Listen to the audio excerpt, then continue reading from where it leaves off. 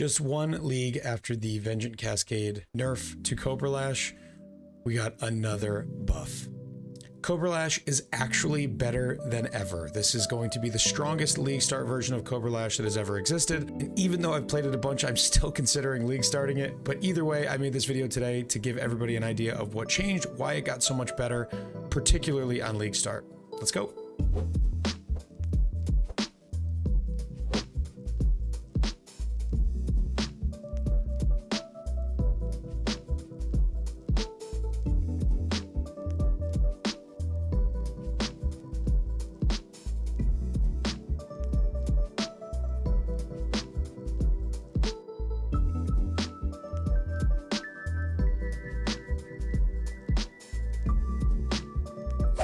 Okay, so I'm going to try to keep this video relatively short because there are not that many changes here, but there is a pretty big buff, and I want to reiterate some of the things that I went over last league in the League Start video on how to make the cluster jewels for really cheap and how to get yourself in the end game doing a ton of damage for not that much currency. So Cobra Lash right here got a couple of new lines. First of all, the quality was changed from 30 crit chance, which was not very exciting, to +2 chains at 20%. Now, my first thought here is the original version of Cobra Lash that I built with ashes is probably going to end up being the best way to build this in the end game. Chains are a more damage multiplier, and getting a 30 quality ashes is going to give you 3 additional chains. Now, this does come at the loss of the Helm enchant, which was 3 chains, but we'll get into how all of this balances out. So instead of having to get a Helm enchant on League Start, which was pretty expensive because a lot more people play this build than they used to, you probably had to start with a +2 chain, which means even once you were doing red maps for a while, you still were only going to have +2 for a little bit of time. But we do lose 1 chain in the end game, but on League Start, just with quality, we get +2 chains, which used to be 10% more damage because you'd get 5% per chain in more damage. But that has been changed to deal 8% more damage with hits and ailments per remaining chain. It used to just be 5% with hits. Now, let me jump in here quick and just warn everybody. I briefly POB'd a poison version of Cobra Lash, and I just don't think it's that good. Now, I'm not a poison expert, but in the POB that I put together, it just still did not seem worth going for poison with this skill, especially after it lost the damage over time multiplier that was inherent to the gem. I don't recommend poison unless someone can come up with something that is better than the things that I've seen on Reddit so far. So back to the more damage per hit. We now get 8% more damage with hits per remaining chain, which used to be 5. That is 3% more per chain. So at level 1, you get 3 chains built in. That is 9% more damage at level 1. So a decent buff. Just the second you get the gem, you got a decent buff there. As you get more and more chains, which this build ends up getting without ashes, I think 12 in the end game, that's an extra 36% more damage. Now, this skill already was a decent bosser and an unbelievable mapper. With 36% more damage just without changing much, this build is going to feel much, much better. Now, again, we lost the chains from the helmet, so in the true end game, you're gonna have to build it a little bit differently, but it's still a damage buff in the end game. I did some calculations in POB, and with a 5 link in the early end game, you're going to have about 26% more damage. And if you factor in the Helm enchant and the Divergent gem, not needing either of those things, just getting quality on your gem, it's 10% more damage than when we had those 2 items.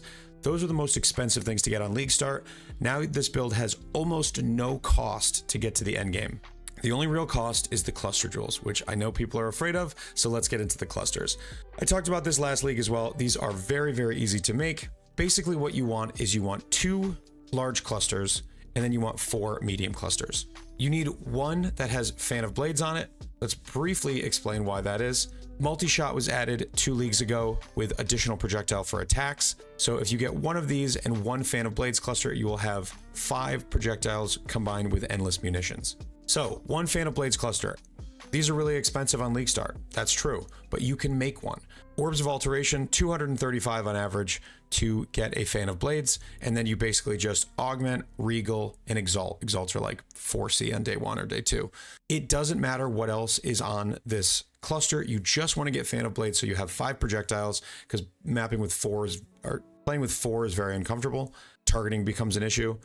So 235 alterations on average with a 63.29% confidence interval, of course. Then you'll have your Fan of Blades cluster, and then you can upgrade later to something that has really, really good mods. The other cluster that you want just needs to have good damage. So things like Feed the Fury, Fuel the Fight, Wind Up is really nice because that gives you power charges on non-crit.